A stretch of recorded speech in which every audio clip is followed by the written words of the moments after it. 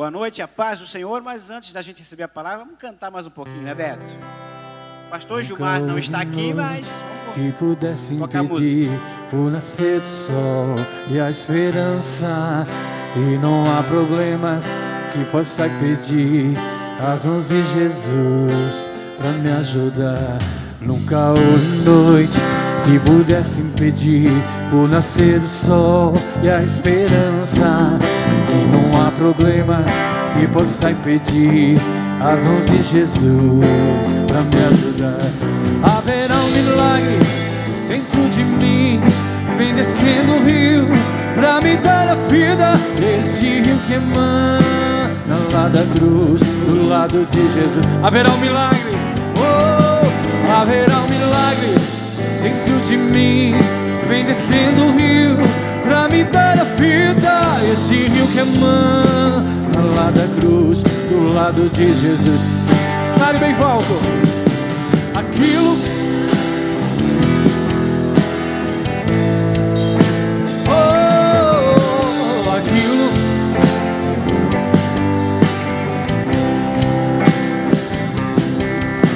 aquilo que parecia ser minha morte, mas Jesus mudou minha sorte. Sou um milagre, estou. Usa-me, Senhor, usa-me, sou teu. Declare bem forte, igreja. Usa-me, ó filho de Davi, oh, usa-me, eu sou a tua, oh, usa-me, ó filho de Davi. Declare bem alto, bem forte. Aquilo,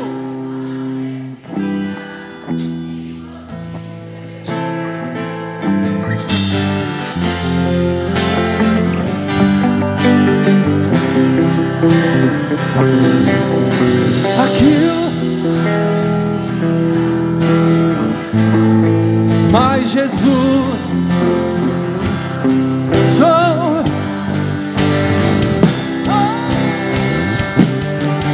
aquilo que parecia impossível, aquilo que parecia não ter saída, aquilo que parecia ser minha morte, mas Jesus mudou minha sorte. Sou um milagre, estou aqui.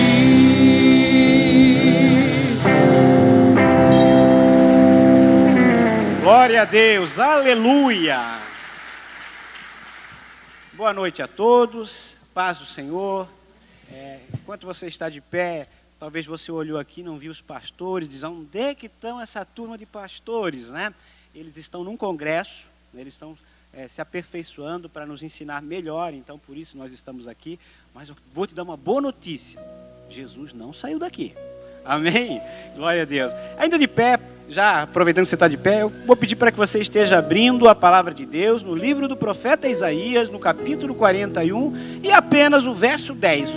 Um versículo até bem conhecido de muitos. Isaías 41, 10. Logo depois de Salmos ali, Provérbios, Eclesiastes, já logo em seguida vem Isaías. Aí o capítulo 41 e apenas o verso 10. Eu passo a ler então Isaías 41, 10. E deixa a sua Bíblia aberta, depois quando você sentar. Diz assim, Deus falando com Isaías e falando conosco: não temas, porque eu sou contigo. Não te assombres, porque eu sou teu Deus. Eu te esforço e te ajudo e te sustento com a destra da minha justiça. Amém. Você pode se sentar. Glória a Deus.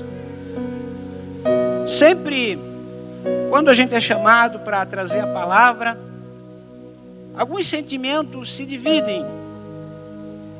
Primeiro, a alegria, a honra, né?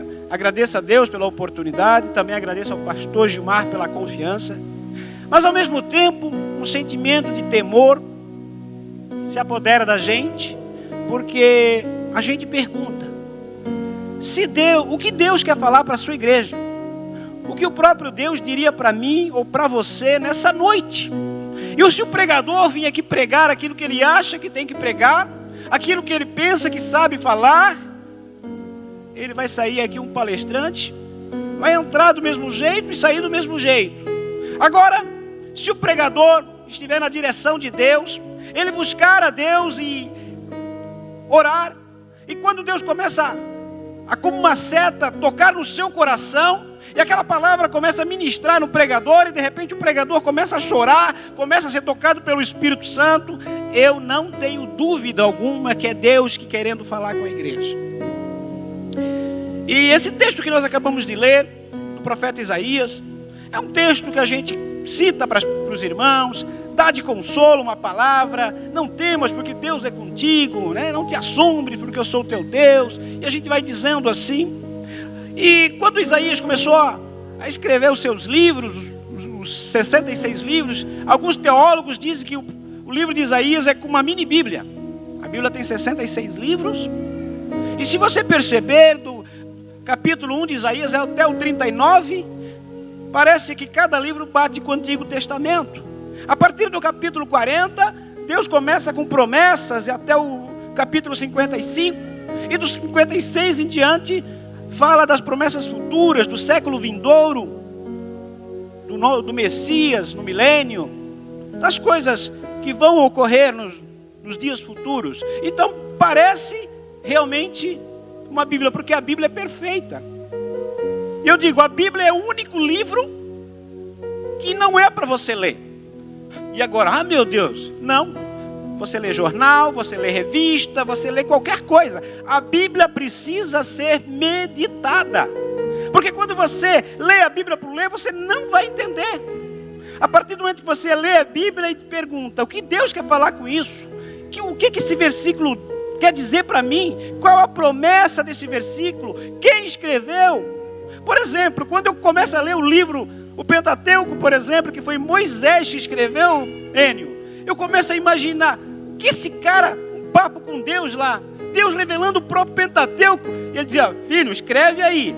Eu fico maravilhado só de imaginar que o próprio Deus pegou, sentou na cadeirinha com Moisés, ele aqui, ele lá, e dizia, no princípio criou Deus os céus e a terra, escreve aí Moisés, e Moisés foi escrevendo, e a terra era sem forma e vazia, e ele começa um ditado para Moisés, e Moisés vai escrevendo, e ele escreve os 5 primeiros livros. Você imagina, quando eu começo a imaginar a intimidade que esse homem tinha com Deus, eu digo, não, eu preciso ler esse Pentateuco, eu preciso entender o que Deus quis dizer. E quando você lê esses livros, esses profetas tinham uma intimidade com Deus, eu digo, não, eu preciso entender o que Deus quer falar. Isaías viveu num tempo de mais ou menos 700 anos antes de Cristo, ali aproximadamente. Na época, o reino de Israel já estava sendo cativo pelos assírios, e Judá estava indo no mesmo caminho, e Deus levanta vários profetas para avisar a sua nação que ele queria que a nação se arrependesse, que a nação se voltasse para eles. E os profetas pregam, e aquele povo parece que é um povo surdo, cego, e não tem vontade de obedecer. E ele diz, olha, convertei-vos a mim, e por várias vezes vocês vão ver profecias de Deus tentando avisar, e quando vem o juízo de Deus, não é porque Ele está bravo com você, porque a única maneira às vezes das pessoas se voltarem para Deus é quando vem o juízo. A palavra juízo muitas vezes na Bíblia quer dizer visitação, promover juízo para que cesse a iniquidade. Então quando Deus ele opera dessa maneira, é para eu e você pararmos de ser iníquos, de pararmos com o pecado, dizendo, está na hora de eu tomar vergonha na cara e voltar para Deus. E nesse livro do capítulo 41, Isaías começa então falando das promessas de Deus para o seu povo. E diz aqui que a primeira coisa que Deus fala aqui nesse capítulo que a gente acabou de ler foi o seguinte. Isaías 40, não temas. Deus sabia que o povo estava com medo. Deus sabia o medo do povo. E O medo é algo que a gente já falou algumas vezes aqui, os pregadores falaram, que paralisa. O medo não te deixa você prosseguir, o medo faz com que você não raciocine, o medo faz com que a tua imaginação imagine aquilo que não é, o medo não te deixa ser quem você é, o medo te diminui, o medo não faz que você não enxergue quem é o teu Deus e quem você é em Cristo Jesus, o medo faz tudo isso e muito mais, o medo faz com que os outros são bons, são melhores e você não. E nessa época, a gente escuta tanta síndrome de pânico, tantas pessoas com síndrome disso, claustrofobia e tantas outras fobias, que quer dizer medo de alguma coisa. E Deus disse assim, ó, ei, eu sou contigo. Eu sou contigo. Então ele começa falando, não temas. A primeira coisa que eu aprendo, que existem 4 estágios na fé, para a gente andar no sobrenatural de Deus. O título dessa mensagem é 4 estágios da fé para andar no sobrenatural de Deus. Aprenda isso. E a gente vai identificar qual é o estágio da fé que eu estou e por que eu não provo, às vezes, o sobrenatural de Deus. Dependendo do estágio, eu não provo aquilo que Deus tem para a minha vida. O primeiro estágio da fé é vencer o medo. Porque o medo, o que é? Exatamente o contrário da confiança, da fé, da coragem. E fé é coragem, é confiança. Então, o primeiro estágio da fé é você vencer o medo. E o que o medo faz? Como eu falei antes, o medo faz com que a nossa imaginação imagine coisas terríveis. Conta-se uma história, na Segunda Guerra Mundial, que várias pessoas eram condenadas à morte. Mas antes delas morrerem, elas tinham uma chance. Havia a porta negra ou o fuzilamento. E o executor dizia o seguinte, o que você prefere? Como é que você prefere? Que eu te fuzile, eu te mate? Ou você prefere atravessar aquela porta negra? E, invariavelmente, praticamente 100% das pessoas diziam, me fuzila, mas eu não quero entrar pela porta negra. Mas nenhum deles sabia o que existia naquela porta negra. Isso na Segunda Guerra Mundial. E um dia o soldado que fuzilava disse, capitão, o que existe atrás dessa porta negra? Liberdade. Liberdade. E ninguém escolhe atravessar a porta negra. Porque quando falam em porta negra, eles pensam, qual é a tortura que eu vou ter? E quando nós somos assim, nós sempre imaginamos o pior. Sempre imaginamos o pior. E deixa eu falar algo para você. Então o medo nos faz imaginar coisas terríveis. O medo faz com que a gente enxergue essa porta negra como se fosse a pior coisa da nossa vida. E às vezes essa porta que parece ser negra é a porta para a tua liberdade, é a porta para eu e você estarmos livres dos nossos medos, aleluia. O medo também nos aprisiona. Ele não deixa a gente prosseguir, porque você está sempre com medo de ir mais além, porque você pode cair, você pode se machucar. O medo, além disso, ele deixa a nossa visão turva. Nós não conseguimos enxergar as coisas como elas realmente são.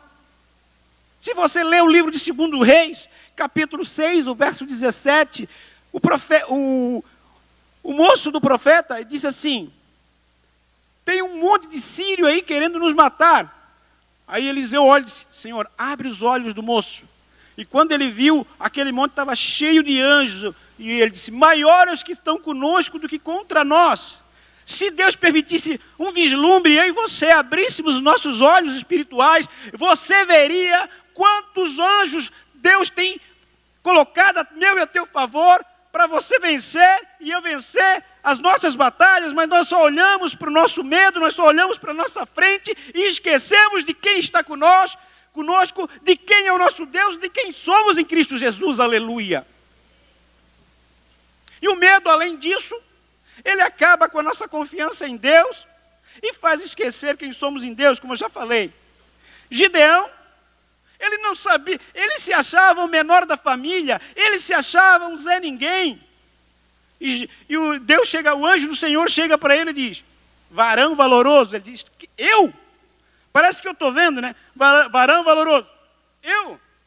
Ele olha, não tem ninguém atrás dele, era só ele mesmo. Deus estava falando com ele. E Deus está falando para mim e para você essa noite. Varão valoroso, varoa valorosa. Eu acredito em você. Eu sei quem você é. Eu te fiz para ser um campeão. Eu te fiz para ser um vencedor. Opa, não só vencedor não. Mais do que vencedor, aleluia. Porque você é obra das minhas mãos, aleluia. E a outra coisa que o medo faz, como eu já falei antes, ele nos desanima e paralisa. Se você perceber, em Números 14, os israelitas, eles foram espiar a terra prometida. Deus disse, essa terra é de vocês. É de vocês. E eles foram espiar, eles viram gigantes. E eles desanimaram e paralisaram. E você sabe quanto tempo era para os israelitas caminharem do Egito lá até a terra prometida? A Bíblia fala isso. A Bíblia fala, em Deuteronômio capítulo 1, no verso 2, que o caminho era de 11 jornadas, de 11 dias.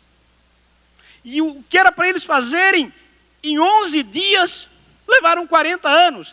Era aproximadamente 450 a 500 quilômetros a distância entre o Egito e a terra prometida. Só que, por desanimarem, por não acreditarem no Deus que servimos, eles passaram 40 anos no deserto. E deixa eu falar algo para você, igreja. Às vezes a minha e a tua vida não vai. A gente parece que rodopia, parece que volta ao mesmo lugar, e são anos e anos da mesma coisa, porque a gente não consegue crer e acreditar no Deus que a gente serve. Porque se a gente acreditasse de verdade, nada te paralisaria, nada tiraria a tua fé, e você seria mais do que vencedor, e o diabo não teria uma menor chance, porque você usaria o nome de Jesus, aleluia. Glória a Deus. E o medo faz tudo isso. Mas o que eu faço com medo então, Sérgio? Só tem uma fórmula. Enfrentá-lo.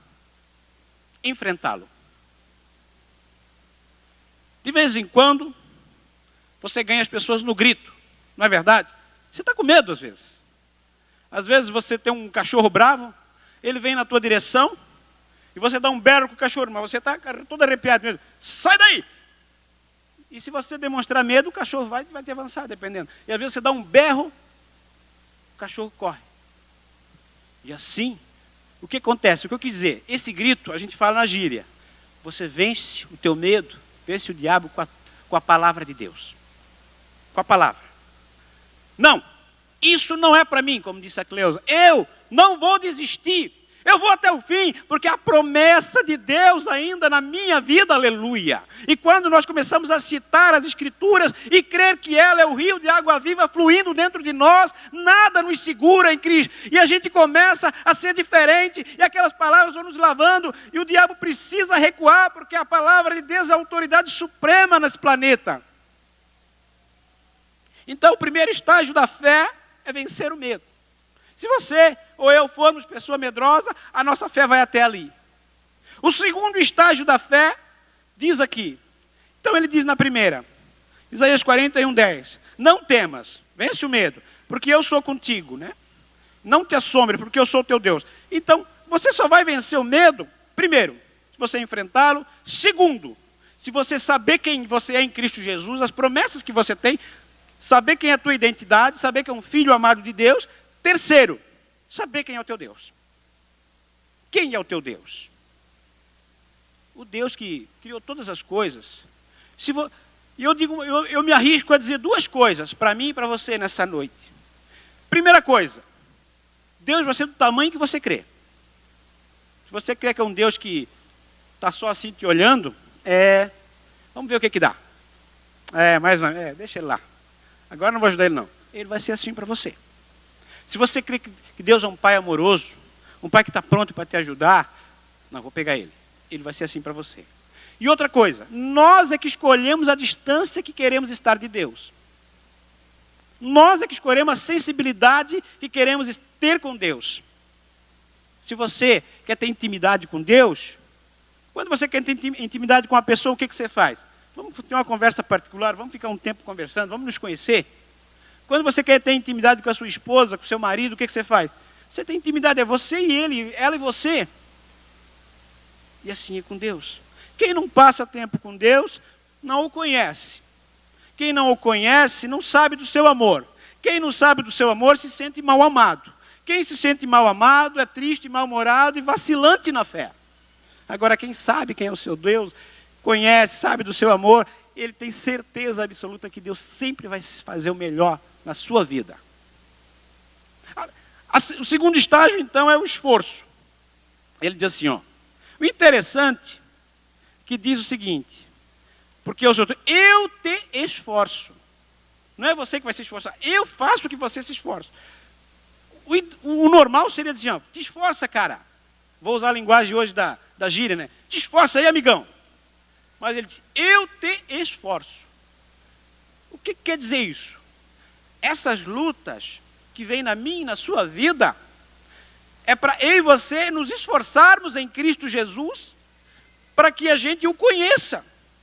Porque a única maneira de ser um campeão, imagine que eu viesse aqui na Igreja Calvário hoje, eu quero apresentar o campeão aí do peso pesado do UFC, fulano de tal.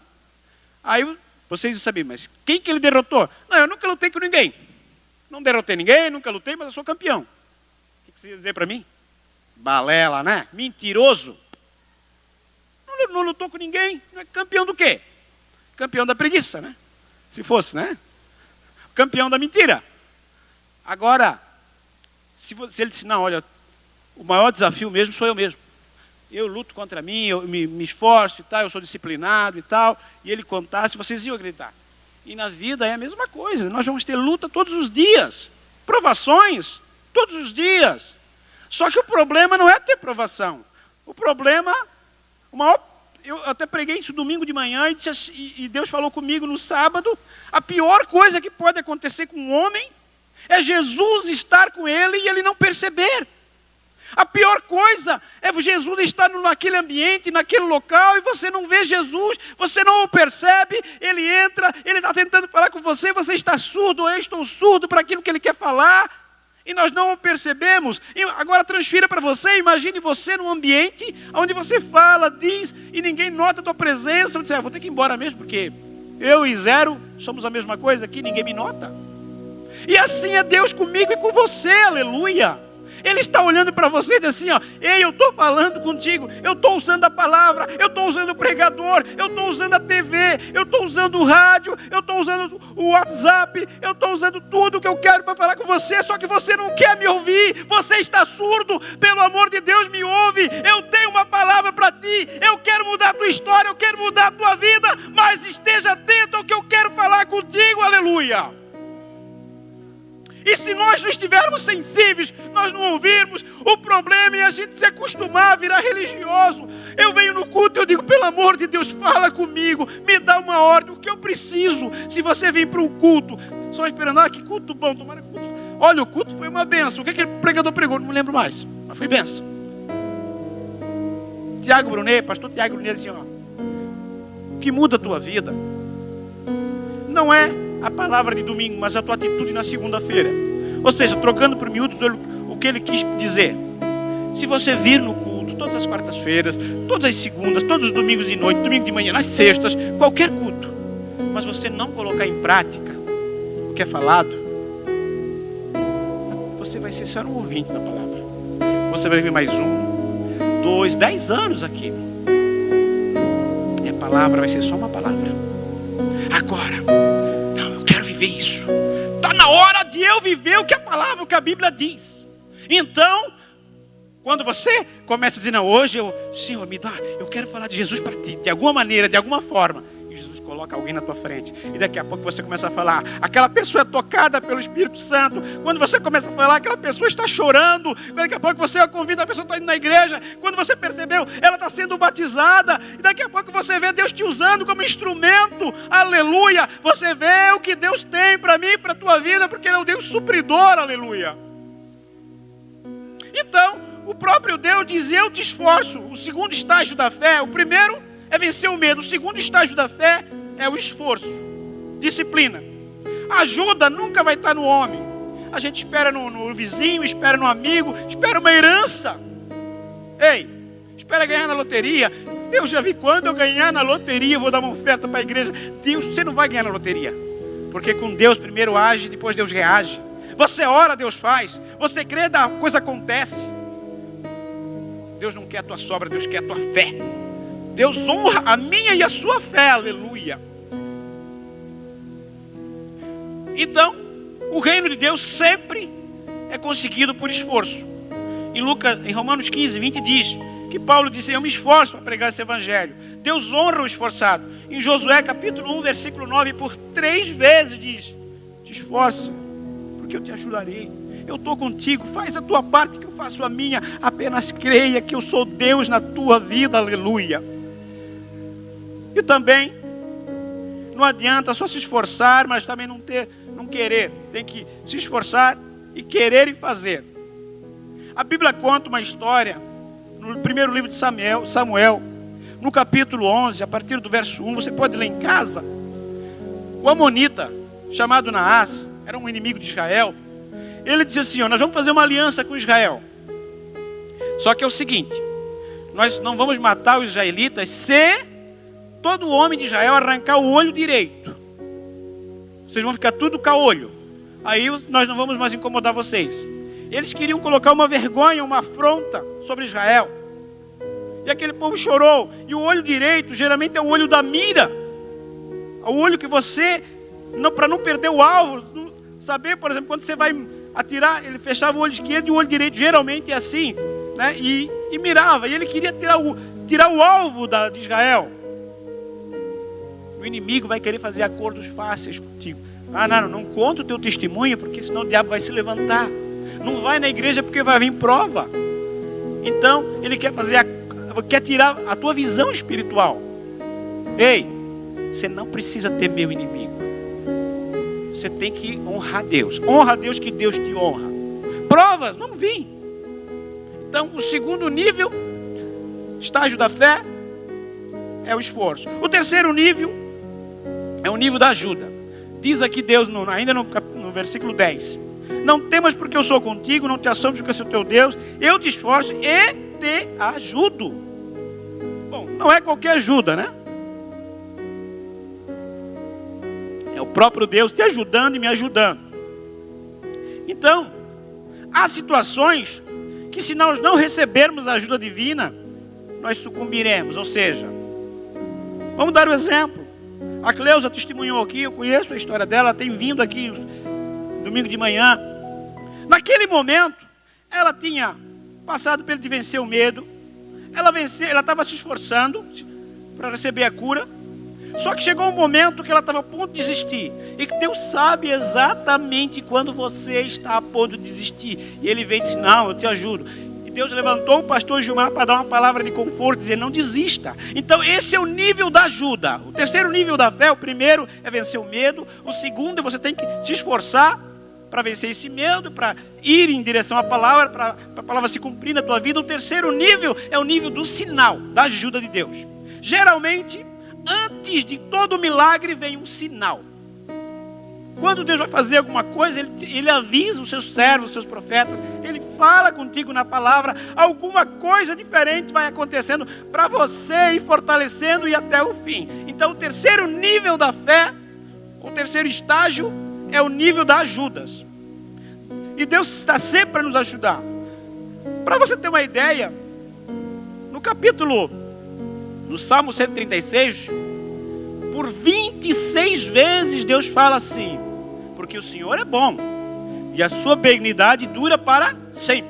Ele fala uma coisa e diz: porque o Senhor é bom e a sua benignidade dura para sempre. Se fosse eu que escrevesse esse salmo, não fosse inspirado pelo Espírito Santo, talvez você diria: meu, que cara chato, 26 vezes escrever a mesma coisa. Ei, se Deus escreveu 26 vezes, é para você e eu lembrar, desde o começo até o fim, que Ele é bom e que a sua benignidade dura para sempre. Ela está durando na minha e na tua vida. Ele não esqueceu de você, aleluia. Então, o terceiro nível é o nível da ajuda. É nesse momento que você vai receber a palavra, o Espírito Santo vai falar contigo, Deus vai te dar um sinal, e temos que perseverar em oração e obter essa ajuda. Exemplo da viúva que orava insistentemente até receber a bênção. E aquele juiz, mesmo não sendo um juiz reto, justo, ele disse: eu vou abençoar essa viúva aí, porque ela não me importuna mais. E Jesus fala: se Deus seja um Deus bom, não é melhor do que aquele juiz que abençoou? E esses dias eu escutei um testemunho que mexeu muito comigo, sobre fidelidade, sobre perseverança.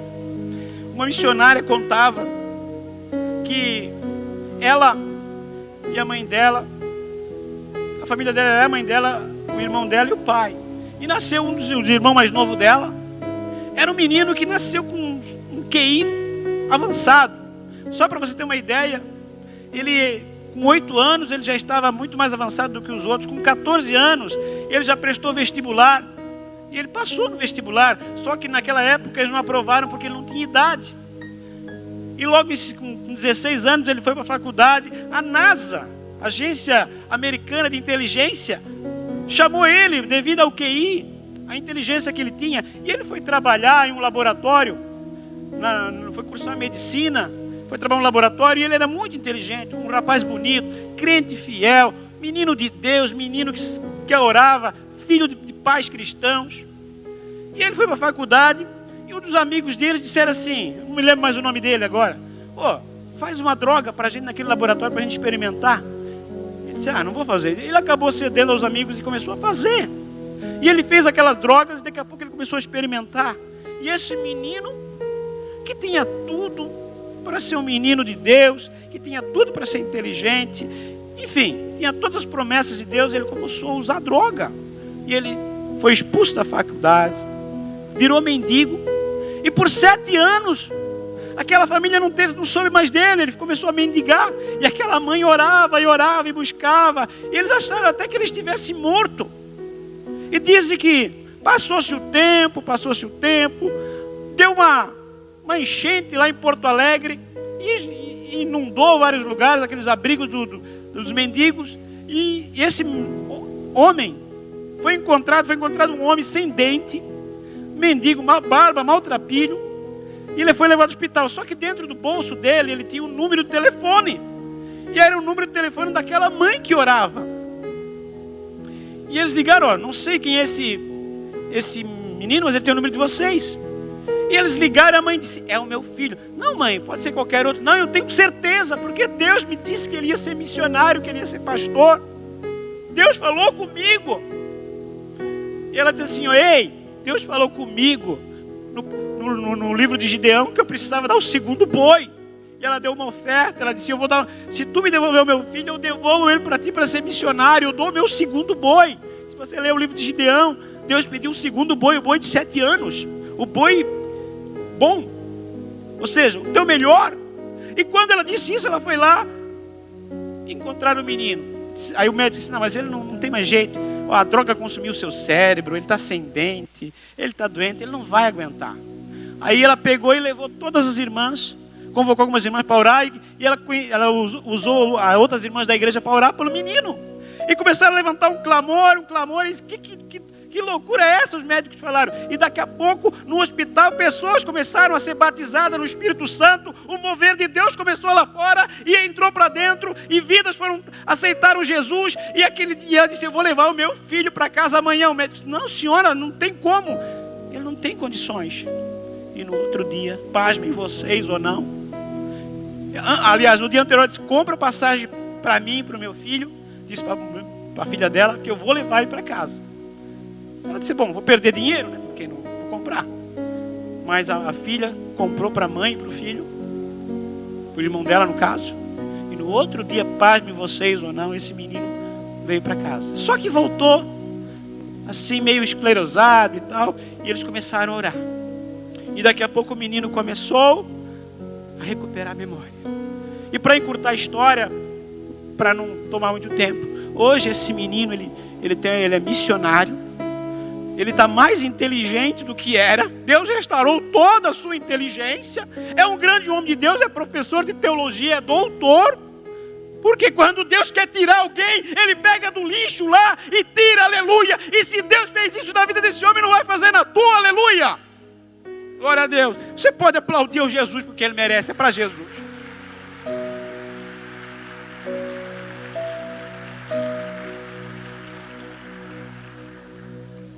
E o último estágio da fé.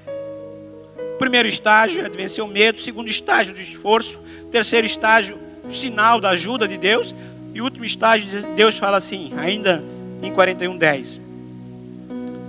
Eu te sustento. Eu te sustento. Ei!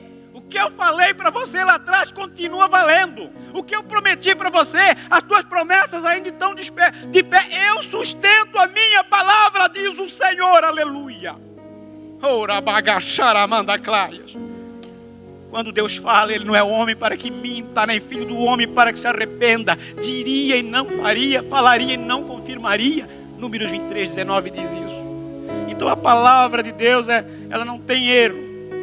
E Deus completa o seu milagre. Nesse estágio, você vai ver o seu milagre. É onde Deus completa o seu milagre. Ficamos tranquilos e dormimos bem. Você descansa. Olha, está na mão de Deus.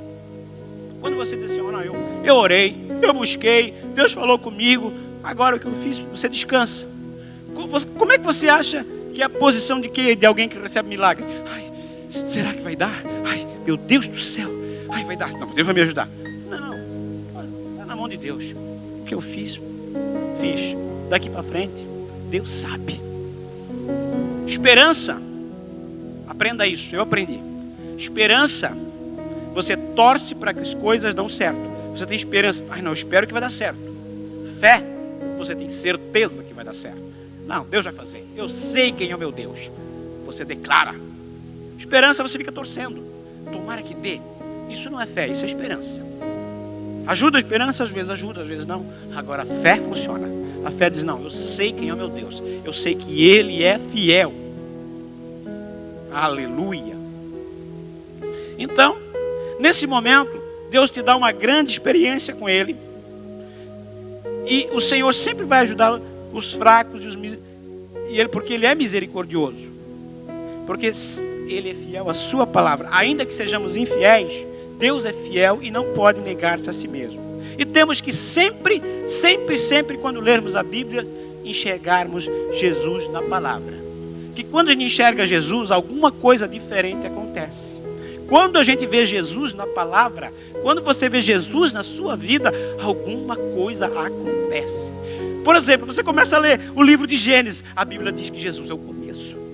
Quando você começa a ler o livro de Êxodo, a Bíblia diz que Jesus é o nosso libertador. Você pula para o livro de Levítico, diz que Ele é o nosso sacrifício perfeito. Você vai para Números, Ele é a nossa rocha de Meribá. Você pula para Deuteronômio, Ele é a nossa cidade de refúgio. Você vai para Josué, diz que Ele é o nosso general. Você pula para Juízes, Ele é o nosso justo juiz. Você vai para Ruth, Ele é o nosso remidor. Você vai para 1 e 2 Samuel, Ele é o nosso profeta confiável. Você vai para 1 Reis, 2 Reis, 1 Crônicas e 2 Crônicas, Ele é o nosso rei, soberano, sacerdote e juiz, aleluia. Você pula para Esdras, Ele é o nosso escriba fiel. Você vai para Neemias, Ele é o nosso restaurador, aleluia. Você vai para Esther, Ele é o nosso advogado, aleluia. Você pula para Jó, Ele é o nosso redentor que vive. Você vai para Salmos, Ele é o nosso bom pastor e nada me faltará. Quando você vai para Provérbios e Eclesiastes, Ele é a nossa verdadeira sabedoria, aleluia. Você vai para Cantares, Jesus é o nosso amado e belo noivo, glória a Deus. Você pula para Isaías, além de ser o servo sofredor, Ele é Pai da eternidade, príncipe da paz, Deus forte, conselheiro maravilhoso, aleluia. Você vai para Jeremias e Lamentações, Ele é o profeta que chora pelo seu povo, glória a Deus. Quando você pula para Ezequiel, Ele é o maravilhoso homem das 4 faces. Você vai para Daniel, Ele é o quarto homem da fornalha. Você vai então para Oséias, Ele é então o marido sempre fiel. Você vai para Joel, é aquele que batiza com fogo e com o Espírito Santo. Você vai para Amós, Ele é aquele que carrega os nossos fardos. Você vai para Obadias, Ele é o nosso Senhor e Salvador. Você vai para Jonas, Ele é o nosso grande missionário. Você vai para Miqueias, Ele é aquele mensageiro de pés formosos. Você vai para Naum, Ele é aquele que abre um caminho no meio da tormenta. Você vai para Abacuque, Ele é o profeta do reavivamento. Você vai para Sofonias, Ele é aquele que ainda tem o seu remanescente fiel. Pula para Ageu, Ele é o restaurador da nossa herança perdida. Aleluia. Vai para Zacarias, ele é a nossa fonte. Vai para Malaquias, ele é o sol da nossa justiça. Vem para o Novo Testamento, em Mateus ele é o Cristo, o Filho de Deus. Pula para Marcos, ele é o Cristo, o operador de milagres. Vai para Lucas, ele é o Cristo, Filho do homem. Vai para João, ele é o Cristo, o Verbo encarnado, aleluia. Vai para Atos, ele é o próprio Espírito Santo operando na igreja. Vai para o livro de Romanos, ele é a nossa justificação. Vai para 1 e 2 Coríntios, ele é a nossa ressurreição. Vai para Gálatas, ele é aquele que redime a nossa lei. Pula para Efésios, ele é a nossa armadura espiritual. Vai para Filipenses, ele é o nosso remidor, aleluia. Vai para Colossenses, ele é a imagem do Deus vivo, o primogênito de toda a criação. Pula para 1 e 2 Tessalonicenses, aleluia. Ele é o nosso rei que virá, glória a Deus. Vai então para os livros das cartas para os seus servos. Vai para 1 e 2 Timóteo, ele é o mediador entre Deus e os homens, glória a Deus. Vai para Tito, ele é a nossa bendita esperança. Vai para Filemão, ele é o amigo mais chegado do que o irmão, aleluia. Vai para Hebreus, ele é o mediador de um novo e melhor concerto para a sua igreja.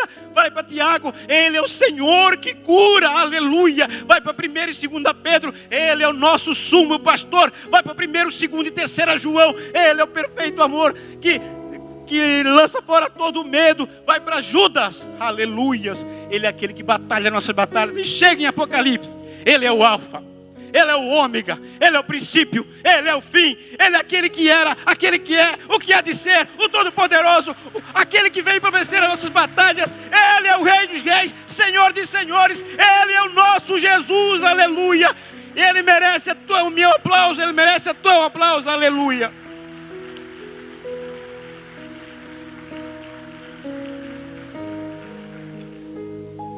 Glória a Deus. Eu não sei como é que está a tua fé. Eu não sei como é que está a tua intimidade com Deus. Eu quero te convidar a ficar de pé. Aleluia. Talvez a tua fé está no primeiro estágio. Você está com medo. E agora, o que eu vou fazer? Ou talvez a tua fé está no segundo estágio. Eu preciso me esforçar, eu não consigo me esforçar. Eu tento orar, mas eu não consigo. Ou talvez ainda você está esperando um sinal de Deus, o nível da ajuda. Ou você até já recebeu, mas você agora não recebeu o seu milagre. Porque Deus falou contigo através da palavra. Deus te deu um sinal. Deus falou aquilo que era para falar. Só que você ainda está esperando. Ei, está na trave, está na porta. É só abrir a porta. Vai acontecer. Eu quero te convidar.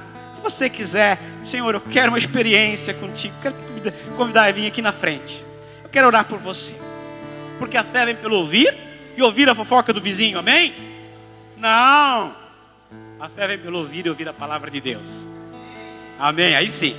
Você que diz assim, Senhor, eu quero uma experiência, eu quero te convidar aqui na frente. Eu quero orar por você. O mesmo Deus que está falando com você, fala comigo. O mesmo Deus que é fiel e justo. Você está precisando de um milagre. Não está acontecendo, você fez campanha. Deus, fala comigo, Senhor. Aumenta a minha fé. Eu quero ouvir a tua palavra. Você diz: estou sentindo virtude de Deus nesse ambiente. Deus é um Deus que aonde Ele passa, o lugar não é mais o mesmo. As pessoas não são mais a mesma. O ambiente muda. Porque o Deus que eu conheço, o teu Deus, Ele continua sendo o mesmo. Ele não se esqueceu de vocês. A palavra de Deus que, ainda que uma mulher se esquecesse do seu filho que carregou no ventre, todavia eu, diz o Senhor, não me esqueço de você, porque eu tenho gravado na palma de minhas mãos. Papai, eu quero estar sensível à tua direção. Espírito Santo, revela aquilo que tu precisas revelar. Fala aquilo que tu precisas falar. Senhor, eu quero orar pelos meus irmãos, Pai. Tu sabe exatamente como está a fé de cada um.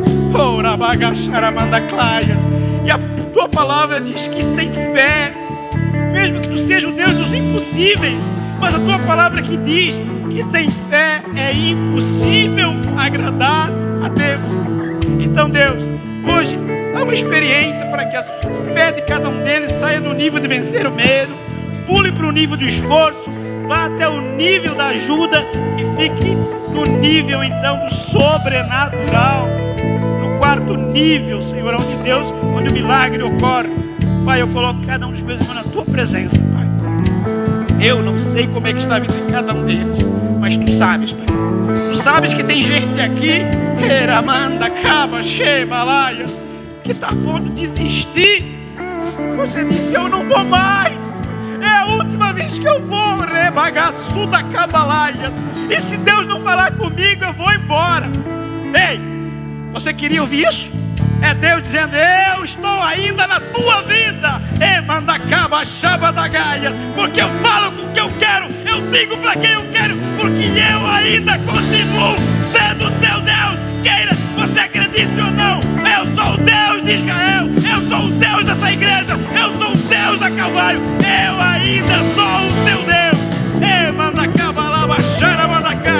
Oh Pai, tem gente precisando de cura, em nome de Jesus, Pai. Tu és o Deus da cura. Uma palavra muda toda a história. Tem gente precisando de problemas financeiros, Deus. Tu és o Deus das portas abertas, Pai. Uma palavra tua muda toda a história deles. Tu és o Deus, Pai. Tem gente precisando de problema no casamento. Oh, ragacharamandaclaias. Tu és o Deus que conserta a gente primeiro, para consertar o outro depois, Pai. Nos muda, Pai. Ei, Jesus, tem gente que perdeu a família, mas o Senhor te diz, você pode ter perdido a família. Ei, mas não você não perdeu a minha ainda. E eu sou o Senhor da família, eu sou o amigo da família, aleluia. Ainda que para os homens seja impossível, os impossíveis para mim é possível, porque eu sou o Deus dos impossíveis. Ei, comece a ver o teu milagre, comece a agradecer, exerça a tua fé enquanto nós adoramos a Deus.